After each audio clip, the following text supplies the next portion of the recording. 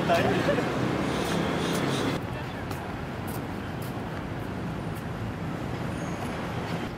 Oh, hi Berna! Hi, RJ!